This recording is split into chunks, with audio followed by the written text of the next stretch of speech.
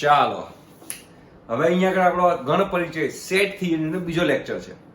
હવે અહીંયા આપણે ક્યાંથી સ્ટાર્ટ કરવાનું છે તો કે ભાઈઓ સ્વાધ્યાય 1.2 થી આપણે સ્ટાર્ટ કરવાનું છે. સ્વાધ્યાય 1.2 પહેલાની બધી થિયરીઓ અને સ્વાધ્યાય 1.1 આપણે અહીંયા કમ્પ્લીટ થઈ ગયો છે. બરોબર છે.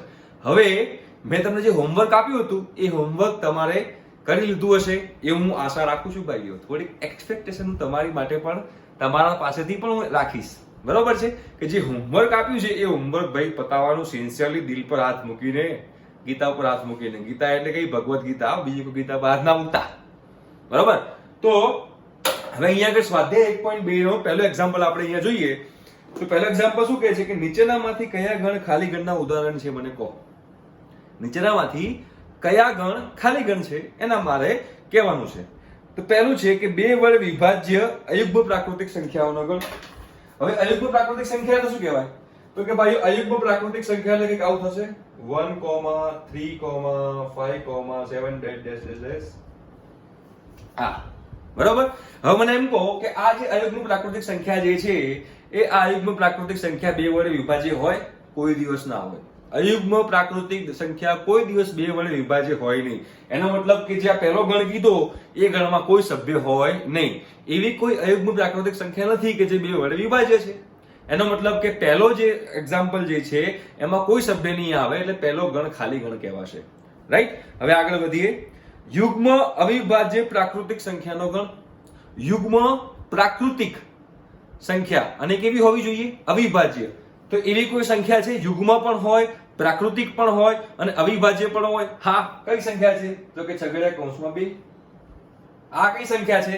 યુગ્મ પણ છે, પ્રાકૃતિક પણ છે અને વિભાજ્ય પણ છે. એનો મતલબ શું થયો કે આ ગણ ખાલી ગણ નથી, આ ગણમાં સભ્ય છે. આ ગણમાં સભ્ય છે એનો મતલબ કે આ ગણ ખાલી ગણ નથી. ક્લિયર. હવે વાત કરીએ ત્રીજું. તો શું કહે છે? x જ્યાં x એ પ્રાકૃતિક સંખ્યા છે. x જ્યાં x એ પ્રાકૃતિક સંખ્યા છે જે 5 કરતા નાની અને 7 કરતા મોટી હોય. અને એટલે શું? અને એટલે કે બંને શરતોનું પાલન થતું હોય એવું. શું કીધું છે? શું કીધું છે? x એક પ્રાકૃતિક સંખ્યા છે જે પ્રાકૃતિક સંખ્યા 5 કરતા નાની છે અને એ પ્રાકૃતિક સંખ્યા 7 કરતા મોટી છે. આવું કહેવા માંગે છે. આવી કોઈ સંખ્યા ખરી? એકડી આવડે છે ને બધા? તો વિચારો એવી કોઈ સંખ્યા ખરી? પ્રાકૃતિક નંબર એટલે 1 2 3 4 5 કે જે નંબર 5 કરતા નાનો હોય અને 7 કરતા મોટો હોય? છે કોઈ? કોઈ ના. પોસિબલ જ નથી આ વસ્તુ. તદ્દન ખોટી વાત છે આ. તો આવો કોઈ નંબર શક્ય નથી અને આવો કોઈ નંબર શક્ય નથી એનો મતલબ કે આ કયો ગણ થયો? તો આ ગણ થયો ખાલી ગણ, એમ્પ્ટી સેટ, નલ સેટ. બરોબર. કોઈ જ સભ્ય નથી. અને ખાલી ગણનો સિમ્બોલ શું છે? ખાલી ગણનો સિમ્બોલ ફરતી કહું છું યા તો ફાઈ છે યા તો છગડીયા કૌંસમાં ખાલી. આવી રીતે બતાવવું પડે. રાઈટ. બે માંથી ગમે તમે કરો તો ચાલે. બરોબર. આ ફાઈ અંદરની અને ઉપાડી આમાં મૂકી દેવાનું. એને શું કહેવાય પછી આપણે જોઈશું. ક્લિયર. તો આઈ થિંક કે તમને ક્લિયર થતું હશે કે આ ખાલી ગણ છે કે નથી. તો ભાઈઓ આ ખાલી ગણ છે. ક્લિયર. હવે એના પછીની જે છે દાખલો એક બાકી રહ્યો એ તમારે જાતે વિચારવાનો. મેં અહીંયા આગળ 4 માંથી 3 કરાયા, એક તમારા માટે છોડું છું. ક્લિયર છે. નેક્સ્ટ. નીચેનામાંથી કયા ગણ શાંત ગણ અને કયા ગણ અનંત ગણ છે? હવે શાંત ગણ એટલે શું કીધું તું? શાંત ગણ એટલે કે જેના ગણમાં સભ્યોની સંખ્યા સીમિત હોય એને શાંત ગણ કહેવાય. અને જે ગણમાં સભ્યોની સંખ્યા સીમિત ના હોય, અનંત હોય, ઇન્ફાઇનાઇટ હોય એવા ગણને આપણે શું કહીશું? તો એવા ગણને આપણે કહીશું ઇન્ફાઇનાઇટ સેટ એટલે કે અનંત ગણ કહીશું. રાઈટ. એ આપણી વ્યાખ્યા ગયા લેક્ચરમાં ભણી લીધી. તો એના આધારે આપણે જોઈએ તો પહેલો છે વર્ષના મહિનાઓનો ગણ. વર્ષના મહિના લિમિટેડ કે અનલિમિટેડ?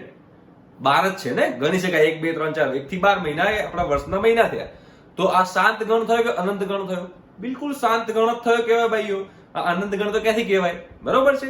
પછી બીજો એક્ઝામ્પલ જો તો 1, 2, 3, ... લાખો કરોડો વર્ષો જન્મ સુધી ... છે ભાઈ. આનો મતલબ શું થયો? પ્રાકૃતિક સંખ્યા ગણ છે. હવે પ્રાકૃતિક સંખ્યાઓ લિમિટેડ છે? ના, અનલિમિટેડ છે. કેટલી હોય આપણને ખ્યાલ નથી. એટલે આ જે ગણ છે 1, 2, 3, ... એ કેવો ગણ થયો? તો ભાઈઓ એ થયો અનંત ગણ. કયો ગણ થશે ભાઈઓ? અનંત ગણ થશે. બરોબર છે. આગળ વધીએ. બીજો એક્ઝામ્પલ છે 1, 2, 3, ... 99,100 છગડીયો કૌંસ પૂરો. આનો મતલબ શું થયો? આ શાંત ગણ કે અનંત ગણ? તો ભાઈઓ આ શાંત ગણ છે. કેમ શાંત ગણ છે? કેમ કે આમાં સભ્યોની સંખ્યા સીમિત છે. કેટલી? 100. 1 થી 100 નંબર. તો સભ્યોની સંખ્યા સીમિત હોય તો શાંત ગણ થયો કહેવાય, રાઈટ? એટલે આ એક જે મેં એક્ઝામ્પલ લીધો એ પણ શાંત ગણનો છે, રાઈટ? એના પછી જે બે એક્ઝામ્પલ રહ્યા એ અગેન તમારા માટે હોમવર્ક, ઘરકામ કરવું પડે, હોમવર્ક કરવું પડે, જાતે કરવું પડે તો જ આવડશે, બાકી નહીં આવડે. એટલે પછીના બે જે છે એ હું તમારા માટે છોડી રહ્યો છું. ઓકે, ચલો હવે એક્ઝામ્પલ નંબર 3 તરફ જઈએ. આ બધા મારે બોર્ડ ઉપર કરવાની જરૂર છે નહીં, બહુ સિમ્પલ છે. એટલે જે મને જરૂર લાગશે કે બોર્ડ ઉપર કરવાના છે એ આપણે બોર્ડ ઉપર કરીશું. ઠીક છે? હવે લખ્યું છે નીચેના ગણોમાંથી કયા ગણ શાંત અને કયા ગણ અનંત હશે એ શોધો. સિમ્પલ જ છે. આઈ થિંક કે આ પણ તમને આવડતું હોવું જોઈએ, કેમ કે ઉપર બી આપણે શાંત અને અનંતની વાત કરી, નીચે પણ શાંત અને અનંત જ છે. તો એ જે એક્ઝામ્પલ નંબર 3 છે એ પણ તમારા માટે હોમવર્ક માટે છોડું છું. છતાં પણ કઈ ડાઉટ હોય તો શું કરવાનું? તો કોઈ ડાઉટ હોય તો નીચે કમેન્ટ બોક્સમાં ડાઉટ પૂછી લેવાના. બરોબર છે? ચલો હવે આગળ વધીએ. હવે નીચેનામાંથી એક્ઝામ્પલ નંબર 4. એક્ઝામ્પલ નંબર 4 કે નીચેનામાંથી કયા ગણ a બરાબર b દર્શાવે છે કે નહીં મને બતાવો. એક બોર્ડ પર એક્ઝામ્પલ લખીશ તો તમને ક્લિયર થશે કે ભાઈ નીચેનામાંથી કયા ગણ સમાન ગણ છે. એવું કહે છે કયા ગણ સમાન ગણ છે. બરોબર? તો પહેલો એક્ઝામ્પલ લઈએ આપણે અહીંયા આગળ. પહેલો એક્ઝામ્પલ શું કહે છે? એ શું છે? એ તો કે ભાઈઓ એ છે ABCD, ABCD, ABCD EFG HI JKLM. આવડે બધા ABCD? આ ગણ છે ABCD. અને બીજો ગણ કયો છે? તો બીજો ગણ છે DCBA. બીજો ગણ છે DCBA. તો DCBA. ચલો હવે આ બે ગણ સમાન છે કે નહીં મારે જાણવું છે. તો ભાઈઓ બિલકુલ આ બે ગણ સમાન છે. આમાં પણ A છે, B છે, B છે, C છે, C છે, D છે, D છે. મતલબ કે આમાં સભ્યોની સંખ્યા પણ સમાન છે અને સભ્યો પણ સરખા છે. જો સભ્યોની સંખ્યા સમાન હોય અને સભ્યો પણ સરખા હોય તો તેવા બે ગણને સમાન ગણ કહેવાય. અને યાદીની રીતમાં ક્રમનું મહત્વ તો નથી જ. એટલે કે આ બંને ગણ કેવા કહેવાશે? તો કે ભાઈઓ આ બંને ગણ સમાન ગણ છે. એટલે કે A બરાબર B લખી શકાય આની અંદર. બરોબર છે? હવે આગળ વધીએ. તો બીજું કીધું છે a બરાબર 4 8 12 16. બીજો એક્ઝામ્પલ લઉં છું, અહીંયા આગળ લખું છું કે ભાઈઓ a બરાબર 4 8 12 16 અને b બરાબર છે 8 4 16 18. ચલો જુઓ હવે આ બે ગણમાં પહેલા જો સભ્યોની સંખ્યા કેટલી છે? આમાં 1 2 3 4. ઓકે, આમાં પણ 1 2 3 4. તો સભ્યોની સંખ્યા સમાન છે. પહેલી કન્ડિશન ઠીક થઈ ગઈ કે હા સભ્યોની સંખ્યા સમાન છે. હવે જો સભ્યો પણ સમાન છે તો અહીંયા 4 છે, 4 છે, 8 છે, 8 છે. પણ અહીંયા 12 છે, આમાં 12 નથી. જોવા ગણ એમાં 12 છે પણ ગણ બીમાં 12 નથી. એનો મતલબ કે આ બે ગણ જે છે એ સમાન ગણ નથી. એટલે a is not equal to b કહેવાય. બે ગણ સમાન નથી. બે ગણ સમાન નથી એટલે કહેવાશે a is not equal to b. જે મેં અહીંયા લખી નાખ્યું છે, રાઈટ? ચલો આગળ વધીએ. તો આગળ હવે ત્રીજો અને ચોથો જે છે, ત્રીજો અને ચોથો એ તમારે જાતે ગણવાનો. 4 એક્ઝામ્પલ હતા, એમાંથી 2 મેં કર્યા, 2 તમે કરો. થોડું હું, થોડું તમે, થોડા મેં, થોડા આપ, એમ કરીને આપણે બધા સાથે મળીને આગળ વધવાનું છે. તો બાકીના જે 2 બચ્યા એ તમારે હોમવર્કમાં કરવાના છે. ઠીક છે? હવે જોઈએ આપણે એક્ઝામ્પલ નંબર 5. તો શું કીધું છે કે નીચે આપેલી જોડીઓના ગણ સમાન છે કે નહીં કારણ આપો. તો આમાં પહેલો એક્ઝામ્પલ હું કરીશ, બીજો એક્ઝામ્પલ તમારે જાતે કરવાનો, રાઈટ? તો પહેલો એક્ઝામ્પલ શું કહે છે કે ગણ A જે છે એ ગણ A ની અંદર 2,3 છે. ગણ A ની અંદર 2,3 છે. અને ગણ B ની અંદર શું છે? તો ગણ B ગુણધર્મની રીતે આપેલો છે.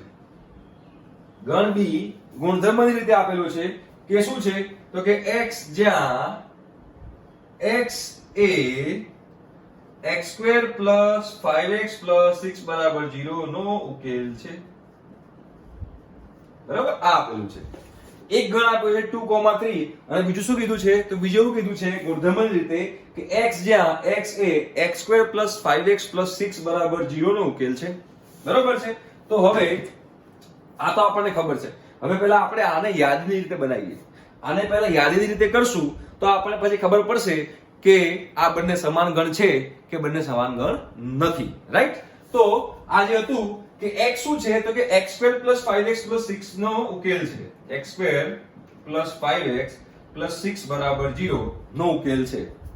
એનો મતલબ એમ થયો કે આના મારા અવયવ પાડવાના, તો કે 3 દુ 6, 2 ભાગ પડે, તો આનું શું થશે? તો કે ભાઈઓ x + 3 x + 2 બરાબર 0 થાય, બિલકુલ થાય. હવે અહીંયા શું થશે? તો કે માટે અહીંયા x બરાબર -3 અને અહીંયા x બરાબર -2 લખી શકાય. તેનો મતલબ કે આ જે ગુણધર્મની રીતે જે મેં લખ્યું એને યાદીની રીતે લખવું હોય તો યાદીની રીતે શું થાય? તો કે -2, -3 થશે યાદીની રીતે, રાઈટ? જે ગુણધર્મની રીતે જે લખ્યું હતું એને મેં યાદીની રીતે બનાવ્યું તો કે -2, -3 થયું. હવે જો ગણ a અને b જોવો તો ગણ a અને b માં સભ્યોની સંખ્યા સમાન છે, તો કે આમાં સભ્યોની સંખ્યા 2 છે અને આમાં પણ સભ્યોની સંખ્યા 2 છે. હવે જુઓ કે સભ્યો સમાન છે તો અહીંયા 2 છે અને અહીંયા -2 છે. ભાઈ માઈનસ છે એવું નહીં કે માઈનસ તો ચાલે, એવું નહીં, માઈનસ છે 2 અને -2 તો બે સમાન સભ્યો છે ના, તો મતલબ કે a અને b એ બે સમાન સભ્યો એટલે કે સમાન ગણ નથી, એટલે મારે અહીંયા શું લખવું પડે? તો મારે અહીંયા લખવું પડે a is not equal to b, એવું મારે અહીંયા આગળ લખવું પડે. ક્લિયર થયું?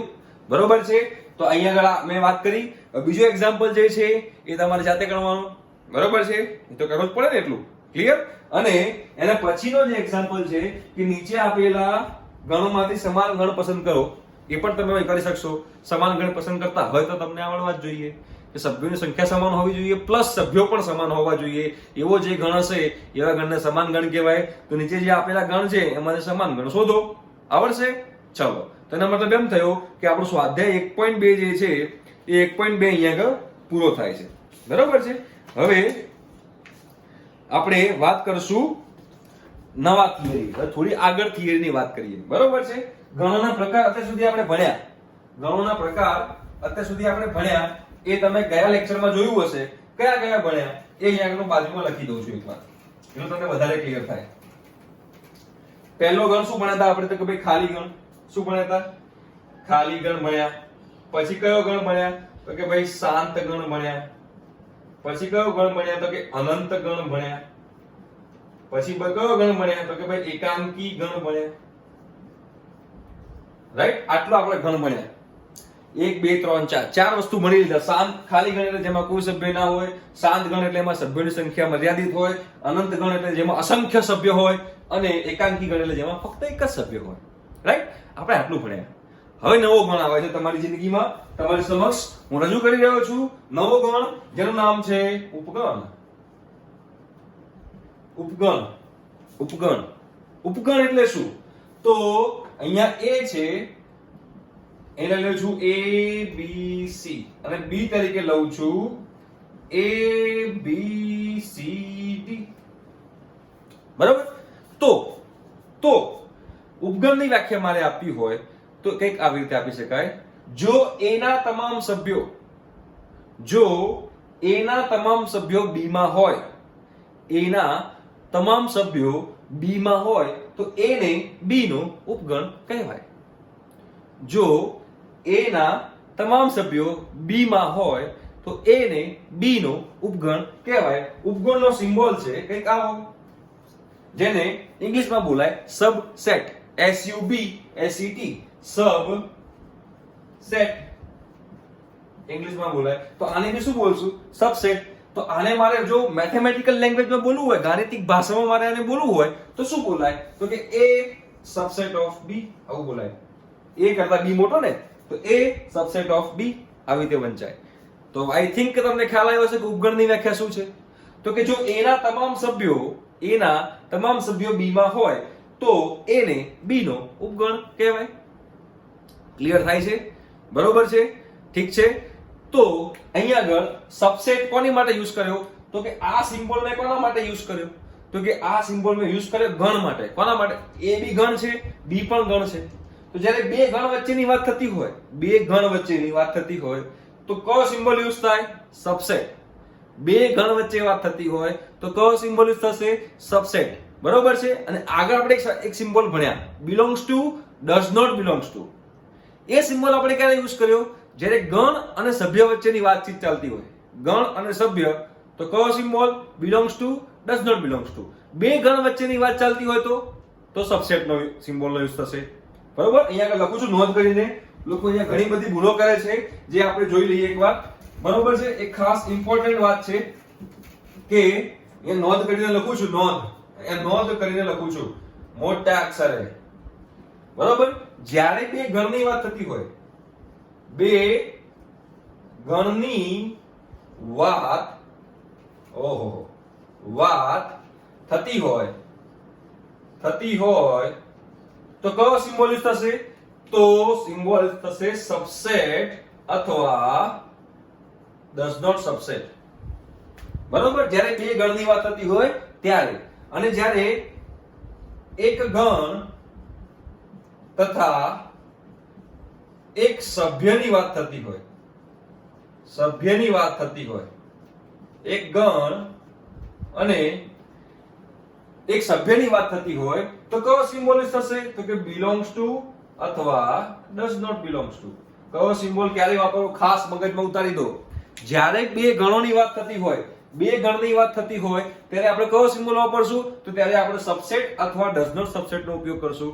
અને જ્યારે એક ગણ અને એક સભ્યની વાત થતી હોય, એક ગણ અને એક સભ્યની વાત થતી હોય તો આપણે કયો સિમ્બોલનો ઉપયોગ કરશું? તો કે આપણે ઉપયોગ કરશું કોનો? તો કે બિલોંગ્સ ટુ અથવા does not belongs to, right. તો હવે આ રિલેટેડ થોડા એક્ઝામ્પલ લઉં, થોડું માઇન્ડ સ્ટોર્મિંગ કરીએ, થોડું મગજ ઘસીએ તો આપણને મજા આવશે કે આ બિલોંગ્સ ટુ ક્યારે વપરાય, ડઝ નોટ બિલોંગ્સ ટુ ક્યારે વપરાય, સબસેટ ક્યારે વપરાય, ડઝ નોટ સબસેટ ક્યારે વપરાય, બરોબર છે. તો ચલો ધીમે ધીમે આમાં હું તમને બતાવીશ કે શું કરવાનું છે. એક્ઝામ્પલ લઈશું એમ વધારે ક્લિયર થશે, બરોબર છે. તો આપણે હવે એક્ઝામ્પલ લઈએ આની અંદર. તો એક્ઝામ્પલ ની અંદર લઉં પહેલો એક્ઝામ્પલ, ધારો કે a બરાબર છે 1 2 3 4 અને b બરાબર છે 1 2 3 4 5. હવે બોલો a ના તમામ સભ્યો b માં છે? હા. a માં 1 2 3 4 છે જે બધા b માં છે, મતલબ કે a એ b નો ઉપગણ છે. તો આને કઈ રીતે લખી શકાશે? તો કે a સબસેટ ઓફ b, બરાબર. ચલો બીજો એક્ઝામ્પલ લઉં હો. તો કે c બરાબર a b c અને d બરાબર a b. ચલો હવે કયો કોનો ઉપગણ છે? તો કે ભાઈ d ના તમામ સભ્યો c માં છે. d ના તમામ સભ્યો c માં હોય તો શું લખાશે આને? તો આને લખાશે કે ભાઈ d સબસેટ ઓફ c, બરાબર. d એ c નો ઉપગણ છે. ક્લિયર? તો આપણે બે ગણની વાત કરીએ છીએ તો મેં આગળ જ કીધું કે જ્યારે બે ગણની વાત કરતા હો ત્યારે સબસેટ નો ઉપયોગ કરવાનો, બરોબર છે. હવે ત્રીજો એક્ઝામ્પલ લઉં છું આની અંદર. ત્રીજો એક્ઝામ્પલ લઉં છું કે x બરાબર છે a b c, y બરાબર છે a b d e. ચલો હવે મને એમ કહો કે x એ y નો ઉપગણ છે કે નહીં? x એ y નો ઉપગણ છે કે નહીં? હવે આપણે ઉપગણની વ્યાખ્યા તો ખબર જ છે કે જો x ના તમામ સભ્યો y માં હોય તો x એ y નો ઉપગણ કહેવાય. તો જોઈ લો, a છે, b છે પણ c y માં નથી. બધા જ ગણના બધા જ સભ્યો હોવા જોઈએ. તો a છે, b છે પણ c નથી. એનો મતલબ કે x જે છે એ y નો ઉપગણ નથી. તો આને એવું વંચાય કે x does not subset of y, x is not a subset of y. એવું પણ બોલી શકાય, તમારે જે બોલવું હોય ઇંગ્લિશમાં, બરોબર. કાં તો એવું પણ બોલી શકાય કે ગુજરાતીમાં દેશી ભાષામાં આપણી પોતાની માતૃભાષામાં કે x એ y નો ઉપગણ નથી, રાઈટ. અહીંયા આગળ a એ b નો ઉપગણ છે, d એ c નો ઉપગણ છે, બરોબર. હવે બીજો એક્ઝામ્પલ લઉં, બરોબર. કઈ રીતે ધીમે ધીમે આપણે આગળ વધીએ. ચલો તો અહીંયા આગળ આપણે આગળ વધીએ તો એક એક્ઝામ્પલ લઉં છું કે a બરાબર 1 2 3 છે, બરાબર.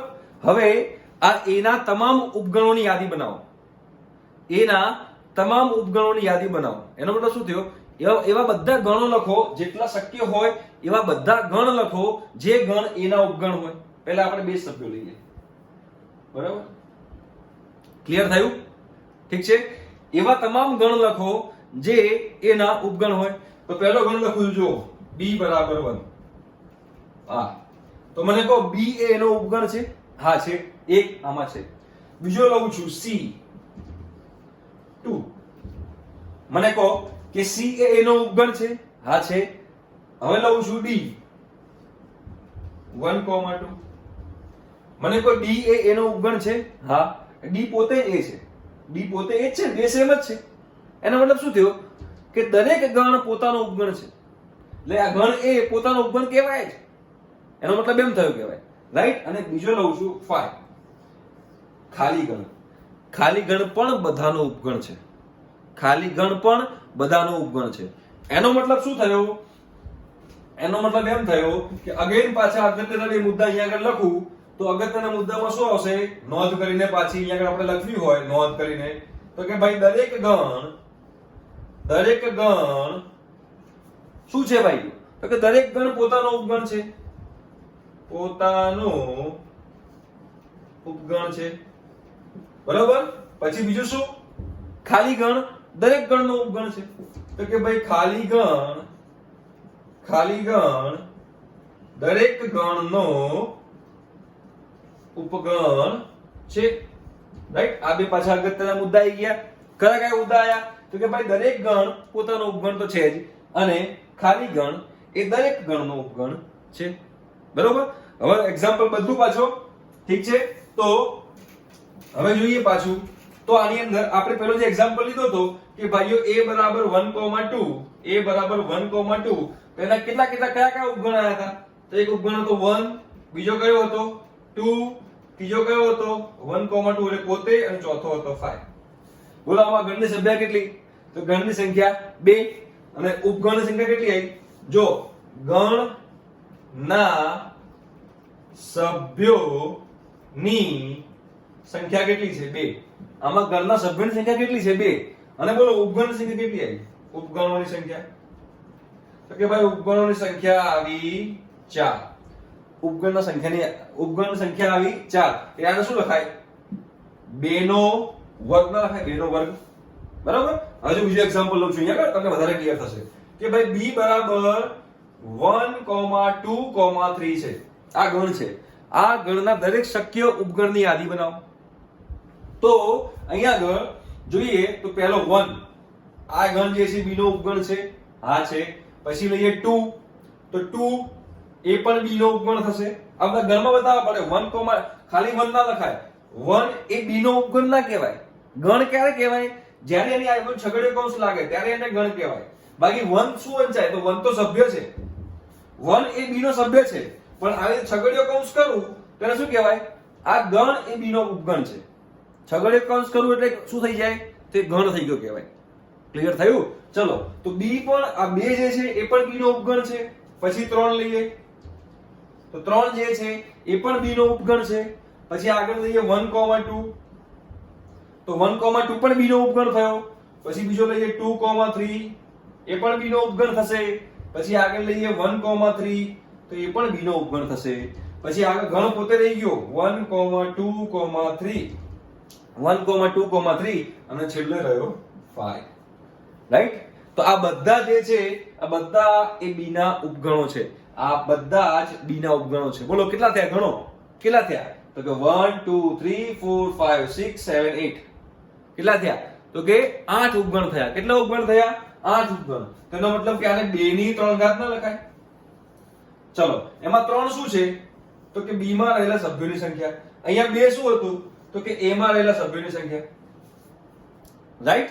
તો આના પરથી આપણને શું ખબર પડી? તો આના પરથી આપણને એ ખબર પડી કે જો કોઈ પણ ગણમાં સભ્યોની સંખ્યા n હોય, કોઈ પણ ગણમાં સભ્યોની સંખ્યા n હોય, n તરીકે કોઈ પણ 1 2 3 4 5 ગમે તે, રાઈટ. પ્રાકૃતિક નંબર જોવાનો. કોઈ દિવસ વાંચ્યું કે આ ગણમાં 5.5 સભ્યો છે એવું ના હોય, રાઈટ. તો 1,2,3 એટલે કે જો કોઈ પણ ગણમાં n સભ્યો હોય, કેટલા સભ્યો હોય? n. તો n સભ્યો હોય તો એ ગણના ઉપગણોની સંખ્યા કેટલી થશે? તો કે એ ગણના ઉપગણોની સંખ્યા 2n થશે. શું થશે? 2n. તો અગેન પાછી અગત્યનો મુદ્દો એક આપણને અહીંયા જાણવા મળ્યો. શું જાણવા મળ્યો? કે જો અહીંયા પાછું નોંધ કરીને લખું, બરોબર? નોંધ કરીને અહીંયા લખીએ તો શું લખવાનું છે? તો કે ભાઈ જે ગણમાં સભ્યોની સંખ્યા, જે ગણમાં સભ્યોની સંખ્યા n હોય, જે ગણમાં સભ્યોની સંખ્યા n હોય તો તે ગણના ઉપગણોની સંખ્યા ઉપગણોની સંખ્યા 2n હોય. બરાબર? ક્લિયર થયું? સમજાય છે? જે ગણમાં સભ્યોની સંખ્યા n હોય તો તે ગણના ઉપગણોની સંખ્યા 2n હોય. ક્લિયર થાય છે? બરોબર છે? Okay, done. ચલો હવે આપણે આગળ વધીએ. તો મેં તમને કીધું હતું કે જ્યારે બે ગણની વાત કરતા હોઈએ તો આપણે સબસેટ અથવા ડઝ નોટ સબસેટ સિમ્બોલનો ઉપયોગ કરવાનો, અને ગણ અને સભ્યની વાત કરતા હોઈએ તો એમાં બિલોંગ્સ ટુ અને ડઝ નોટ બિલોંગ્સ ટુ નો ઉપયોગ કરવાનો, જેની આપણે હવે આગળ થોડા એક્ઝામ્પલ લઈએ એટલે ક્લિયર થશે. આ અગત્યનો મુદ્દો હતો જે આપણે યાદ રાખવાનો છે કે જો કોઈ ગણમાં સભ્યોની સંખ્યા n હોય તો તેમાં તે ગણના ઉપગણોની સંખ્યા 2n થાય. રાઈટ? જે મેં અહીંયા લખેલું છે. ઠીક છે? ચલો હવે થોડા એક્ઝામ્પલ લઈએ તો વધારે ક્લિયર થશે અહીંયા આગળ તમને. ચલો તો હવે આમાં શું લઈશું? તો હવે હું તમારે સિમ્બોલ મૂકવાનો છે જાતે. અહીંયા ધીમે ધીમે મૂકતો જઈશ. સબસેટ મૂકવાનું, ડઝ નોટ સબસેટ મૂકવાનું, બિલોંગ્સ ટુ મૂકવાનું કે ડઝ નોટ બિલોંગ્સ ટુ મૂકવાનું, એ તમારે જાતે નક્કી કરવાનું. બરોબર? ચલો અહીંયા આગળ એક છે ગણ a બરાબર 1, 2, 3, 4, 5. રાઈટ? હવે તમારે કહેવાનું કે આમાં મારે બિલોંગ્સ ટુ મૂકવાનું, ડઝ નોટ બિલોંગ્સ ટુ મૂકવાનું, બરોબર? કે શું મૂકવાનું એ તમારે મને કહેવાનું છે. રાઈટ? ચલો અને અહીંયા બીજો એક સભ્ય લઈ લઉં છું 6, 7.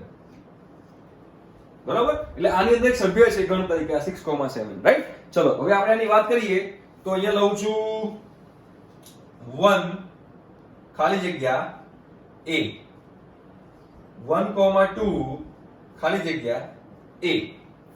રાઈટ? 5 ખાલી જગ્યા a. ક્લિયર? 6, 7 ખાલી જગ્યા a. છગડીયા કૌંસમાં અંદર છગડીયા કૌંસમાં 7 ખાલી જગ્યા a. બરોબર છે? હવે કઈ બાકી રહ્યું? ના. ચલો હવે તમારે મને કહેવાનું છે આની અંદર કે મારે ડઝ નોટ બિલોંગ્સ ટુ મૂકવાનું, બિલોંગ્સ ટુ મૂકવાનું, શું મૂકવાનું? બરોબર છે? અહીંયા લઉં છું 1, 8 ખાલી જગ્યા a, 9 ખાલી જગ્યા a. બરોબર? આટલા એક્ઝામ્પલ છે. આની અંદર subset, does not subset, belongs to, does not belongs to, શું મૂકવાનું એ આપણે અહીંયા આગળ હવે જોઈએ. બરોબર છે? તો ચલો હવે જો સભ્યની વાત થતી હોય, પહેલા મેં કીધું હતું સભ્ય અને ગણની વાત થતી હોય તો શું કરવાનું? તો બિલોંગ્સ ટુ આવશે. અને ગણ અને ગણની વાત થતી હોય તો શું કરવાનું? તો કે સબસેટ નો વાત કરશે. તો ચલો અહીંયા 1 છે, અહીંયા ગણ છે. તો અહીંયા 1 એની અંદર સભ્ય તરીકે છે. રાઈટ? તો અહીંયા આગળ શું આવશે? એ 1 એ એની અંદર છે. હા, તો અહીંયા મારે યુઝ કરવાનું બિલોંગ્સ ટુ કે ભાઈ 1 એ એની અંદર છે. બરોબર? પણ આ 1 ગણ તરીકે નથી, સભ્ય તરીકે છે. ચલો 1, 2. તો 1, 2 અને એની અંદર ગણ છે એટલે આ ગણ થયો. આ શું થયો? આ ગણ થયો. તો આ પણ ગણ થયો અને આ પણ ગણ થયો. હવે આ ગણ એ એનો ઉપગણ છે. હા છે. તો શું લખવું પડશે? સબસેટ. વાત કરીએ 5. તો મેં હમણાં જ કીધું અગત્યનો મુદ્દો કે દરેક ખાલી ગણ દરેક ગણનો ઉપગણ છે. દરેક ખાલી ગણ તો ખાલી ગણ તો એક જ હોય. ખાલી ગણ દરેક ગણનો ઉપગણ છે. તો મતલબ કે આ પણ એનો ઉપગણ તો હોવાનો જ. ચલો 6, 7. આમાં મારે શું યુઝ કરવાનું? સબસેટ કે બિલોંગ્સ ટુ? શું યુઝ કરું? તો આમાં મારે બિલોંગ્સ ટુ યુઝ કરવાનું. ભલે આ ગણ છે. કેમ? તો કે આ ભલે ગણ છે પણ આ ગણ એની અંદર સભ્ય તરીકે છે. આ ગણ એની અંદર સભ્ય તરીકે છે. રાઈટ? તો અહીંયા મારે શું યુઝ કરવું પડશે? અહીંયા મારે બિલોંગ્સ ટુ યુઝ કરવું પડશે. શું યુઝ કરવું પડશે ભાઈઓ? બિલોંગ્સ ટુ યુઝ કરવું પડશે. ક્લિયર થાય છે? પછી આગળ હવે જો આ સભ્યને મેં ગણ તરીકે લીધો તો અહીંયા બિલોંગ્સ ટુ આવ્યું તો અહીંયા આવશે સબસેટ. રાઈટ? ચલો 1, 8 છે? ના. તો ડઝ નોટ સબસેટ અને 9 does not belongs to a. I think હવે ખબર પડી હશે ક્યાં આગળ મારે બિલોંગ્સ ટુ યુઝ કરવાનું, ક્યાં આગળ મારે does not belongs to use કરવાનું, ક્યાં મારે સબસેટ યુઝ કરવાનું, ક્યાં મારે ડઝ નોટ સબસેટ યુઝ કરવાનું. ક્લિયર થાય છે? બરોબર છે? તો આ આપણે વાત કરતા હતા કે આ સિમ્બોલ મૂકવાની છે. હજુ પણ આપણે જ્યારે સ્વાધ્યાય કરશું તો સ્વાધ્યાયમાં વધારે તમને આની પ્રેક્ટિસ થશે. રાઈટ? હવે થોડી આગળ થિયરી કરીએ તો વધારે મજા આવશે. તો હવે નવો ગણ આવે છે જેને કહેવાય સાર્વત્રિક ગણ. સાર્વત્રિક ગણ. સાર્વત્રિક ગણને હું તો મારી ભાષામાં કહું છું પપ્પા ગણ. સાર્વત્રિક ગણનો સિમ્બોલ છે યુ. યુ સાર્વત્રિક ગણ કહેવાય આને. સાર્વત્રિક ગણ. આને હું તો મારી ભાષામાં કહું છું પપ્પા ગણ. પપ્પા ગણ, બધાનો પપ્પા, બધાનો પપ્પા, પપ્પા ગણ. બરોબર છે. તો કેમ આને પપ્પા ગણ કહેવાય, કેમ સાર્વત્રિક ગણ કહેવાય? તો ચાલો હું એમ કહું કે શાહરુખ ખાનની મૂવીનો ગણ. તો શાહરુખ ખાનની મૂવીનો ગણ, તો શાહરુખ ખાન જ્યારથી મૂવી ચાલુ કરવાની ત્યારથી તો અત્યાર છેલ્લી જે મૂવી આવી હોય એ સુધી દરેક મૂવી જે છે એ દરેક મૂવીને સાર્વત્રિક ગણ કહેવાય. શાહરુખ ખાનની મૂવીનો ગણનો સાર્વત્રિક ગણ થયો, બધી મૂવી આવી ગઈ. હવે હું એમ બોલું કે 2018માં રિલીઝ થયેલી શાહરુખ ખાનની મૂવીનો ગણ, તો એ સાર્વત્રિક ગણ ના કહેવાય. હવે સાર્વત્રિક ગણ શું થયો? બધાની કોમન ડેફિનેશન. 2018માં શાહરુખ ખાનની મૂવી લઉં, 17માં શાહરુખ ખાનની મૂવી લઉં, 1995માં શાહરુખ ખાનની મૂવી લઉં, બરોબર, એ બધી શેમાં આવશે? તો એ બધી એક જ ગણમાં આવશે કે શાહરુખ ખાનની મૂવીનો ગણ. રાઈટ? તો શાહરુખ ખાનની મૂવીનો ગણ એ સાર્વત્રિક ગણ થયો. ક્લિયર થયું? બરોબર. તો હું અહીંયા લખું કે યુ બરાબર શાહરુખ ખાન, શાહરુખ ખાન ની મૂવી નો ગણ. બરોબર. હવે જે આ શાહરુખ ખાનની મૂવીનો ગણ મેં કીધો એ મેં એને એઝ અ સાર્વત્રિક ગણ કીધો, તો એની અંદર હવે અલગ અલગ ગણ બીજા લઈ શકું. કયા કયા ગણ લઈ શકું? તો કે 1995માં રિલીઝ થયેલી મૂવીનો ગણ શાહરુખ ખાનની, 2000માં રિલીઝ થયેલી શાહરુખ ખાનની મૂવીનો ગણ, 2020માં તો ના મેળ ના પડે, કોરોના વાયરસ ના મેળ પડે, 2020માં દાવ થઈ ગયો નહીં કોરોના વાયરસનો. તો 2015માં રિલીઝ થયેલી શાહરુખ ખાનનો ગણ, એ બધા જ ગણ એ આ સાર્વત્રિક ગણના શું થશે? ઉપગણ થશે. રાઈટ? એટલે સાર્વત્રિક ગણ એટલે શું કે બધાની કોમન ડેફિનેશન હોય, એ કોમન ડેફિનેશન વાળો કોમન, એક બધાની કોમન વ્યાખ્યા હોય. બધાની કોમન વ્યાખ્યા શું કે શાહરુખ ખાનની મૂવી, એ કોમન વ્યાખ્યા થઈ. રાઈટ? તો એવા ગણને શું કહીશું આપણે? સાર્વત્રિક સંખ્યા, સાર્વત્રિક ગણ કહીશું આપણે. બરોબર છે. ફોર એક્ઝામ્પલ હું n બરાબર આપણે લઈએ પ્રાકૃતિક સંખ્યા તો 1 2 3 4 5, પછી આપણે લઈએ પૂર્ણાંક સંખ્યા તો -5 -4 -3 -2 -1, બરોબર. સમય સંખ્યા લઈએ તો આ બધી સંખ્યા શેની અંદર આવે? તો કે વાસ્તવિક સંખ્યાની અંદર આવે. કોની અંદર આવે? વાસ્તવિક સંખ્યાની અંદર. તો એનો મતલબ શું થયો કે આ આવી સંખ્યાઓ માટે વાસ્તવિક સંખ્યા શું થઈ? તો કે વાસ્તવિક સંખ્યા સાર્વત્રિક ગણ થયો. વાસ્તવિક સંખ્યા શું થયો? તો કે ભાઈ વાસ્તવિક સંખ્યા ગણ સાર્વત્રિક સંખ્યા ગણ થયો. અને એની અંદર પછી અલગ અલગ ગણ આવે. ક્લિયર થાય છે? તો સાર્વત્રિક ગણ એટલે શું? મેં તો કીધું પપ્પા ગણ. પપ્પા ગણ એટલે શું કે જેટલો બી નાના પરિવાર છે, ધારો કે એમ કહું ગુજરાત, રાજસ્થાન, મધ્યપ્રદેશ, આ બધા ગણ છે. ગુજરાતમાં રહેતા લોકો, રાજસ્થાનમાં રહેતા લોકો, મધ્યપ્રદેશમાં રહેતા લોકો, આ બધા ગણ છે. પણ આ બધાની કોમન એક વસ્તુ શું છે? ભારતમાં રહેતા લોકો. હા કે ના? તો ભારતમાં રહેતા લોકો એ મારો આ લોકોનો સાર્વત્રિક ગણ થયો કહેવાય. ચોક્કસ ડેફિનેશન મેં આપી દીધી. ક્લિયર થાય છે? બરોબર છે. તો સાર્વત્રિક ગણ એટલે શું? તો કે એક ચોક્કસ વ્યાખ્યાની અંદર આવતા તમામ સભ્યો જે હોય એ ગણને શું કહીશું આપણે? સાર્વત્રિક ગણ તરીકે લઈ શકશું, જેનો હંમેશા સિમ્બોલ આપણે યુઝ કરશું યુ. યુ એટલે યુનિવર્સલ. સાર્વત્રિકનું ઇંગ્લિશ થાય યુનિવર્સલ. સાર્વત્રિકનું ઇંગ્લિશ થાય યુનિવર્સલ.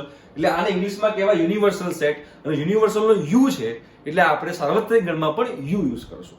રાઈટ? તો હંમેશા સાર્વત્રિક ગણનો સિમ્બોલ રહેશે કેપિટલ યુ. રાઈટ? આ આપણે વાત કરીએ સાર્વત્રિક ગણની વાત કરી. કોની વાત કરી? સાર્વત્રિક ગણની વાત કરી. હવે આપણે બીજો ગણ વાત કરશું, જે ગણ છે ઘાત ગણ. ઘાત ગણ શું છે ભાઈઓ? તો કે ઘાત ગણ. ઘાત ગણ. ઘાત ગણ. ઘાત ગણ એટલે શું? તો ધ્યાનથી બોલું છું, સમજજો. ઘાત ગણ એટલે કે આપેલા ગણના ઉપગણોનો ગણ. ઘાત ગણ એટલે શું? તો કે ભાઈઓ અહીંયા લખું છું, આપેલા ગણના ઉપગણોનો ગણ. આપેલા ગણના ઉપગણો. આવડી કેવો દાવ, આવડી કેવું હોતું હોય બતાવું તમને શું કહેવા માંગે છે. આ આપેલા ગણના ઉપગણોનો ગણ. ધારો કે એમ કીધું કે a બરાબર 1,2 છે. ધારો કે a બરાબર 1,2 છે. રાઈટ? હવે એનો ઘાત ગણ શોધો. અહીંયા લખું છું કે એનો ઘાત ગણ. એનો ઘાત ગણ શોધો એવું કીધું છે. એનો ઘાત ગણ શોધો. તો ઘાત ગણની વ્યાખ્યા શું છે? તો ઘાત ગણની વ્યાખ્યા એ છે કે આપેલા ગણના ઉપગણોનો ગણ.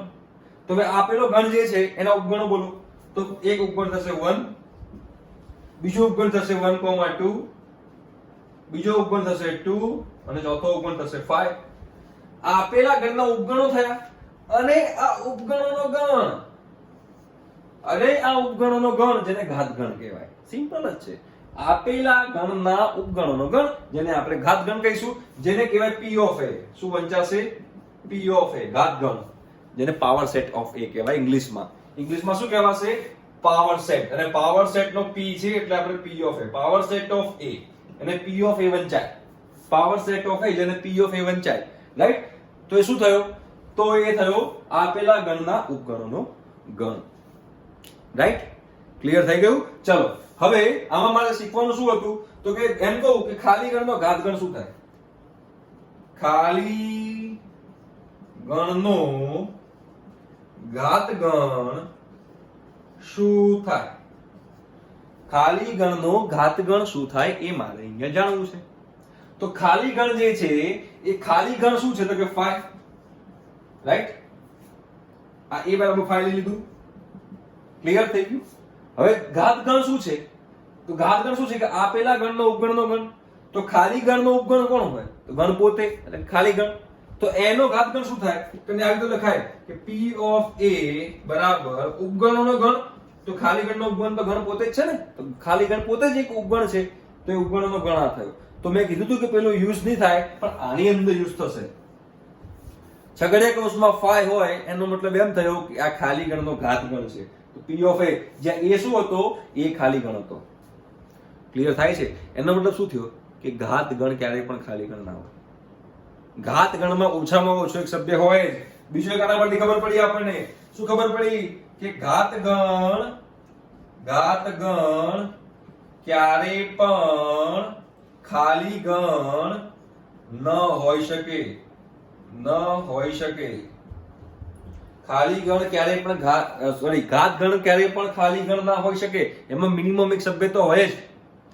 ખાલી ગણનો બી ઘાતગણ આ થાય જેમાં એક સભ્ય છે 5. ક્લિયર થયું?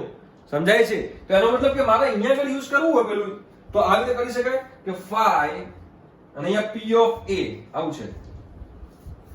5 અને p ઓફ a છે. તો બોલો અહીંયા આગળ મારે કયો સિમ્બોલ યુઝ કરવાનો? બિલોંગ્સ ટુ નો યુઝ કરવાનો, ડઝ નોટ બિલોંગ્સ ટુ નો યુઝ કરવાનો, સબસેટ નો યુઝ કરવાનો કે ડઝ નોટ સબસેટ નો યુઝ કરવાનો? તો મને એમ કહો કે આ 5 p ઓફ a માં સભ્ય તરીકે છે કે ગણ તરીકે છે? તો કે સભ્ય તરીકે છે. તો અહીંયા આગળ શું લખાય કે 5 belongs to p of a. Right? અહીંયા આગળ જો આની અંદર જો, તો આની અંદર એવું લખું કે અહીંયા છે છગડીયા કૌંસમાં 1 અને અહીંયા છે p ઓફ a. તો મને એમ કહો કે છગડીયા કૌંસમાં છે 1 અને એ p ઓફ a નો સભ્ય કહેવાય કે ઉપગણ કહેવાય? તો મને આપણે શું વિચારવાનું? તો કે ભાઈ આ જે છે એ p ઓફ a ની અંદર સભ્ય તરીકે છે. હા, જો સભ્ય તરીકે છે ને, છગડીયા કૌંસ છે પણ સભ્ય તરીકે છે. તો એનો મતલબ શું થયો? તો કે અહીંયા આગળ મારે બિલોંગ્સ ટુ કરવું પડશે. કે છગડીયા કૌંસમાં 1 is belongs to p of a. Right? પણ જો આવી રીતે લખ્યું હોત છગડીયા કૌંસમાં 1 આવું લખ્યું હોત અને p ઓફ a હોત તો શું થાત? તો હવે આ ગણ તરીકે થઈ ગયું. તો હવે આ ગણ થઈ ગયો અને ગણ થઈ ગયો તો શું થાય? સબસેટ. અને જો ખાલી આવી રીતે લખ્યું હોત 1 અને a તો શું થાત? તો થાત બિલોંગ્સ ટુ. રાઈટ? અને આવું લખ્યું હોત કે અહીંયા 1 અને અહીંયા a તો શું આવત? તો અહીંયા આવત સબસેટ.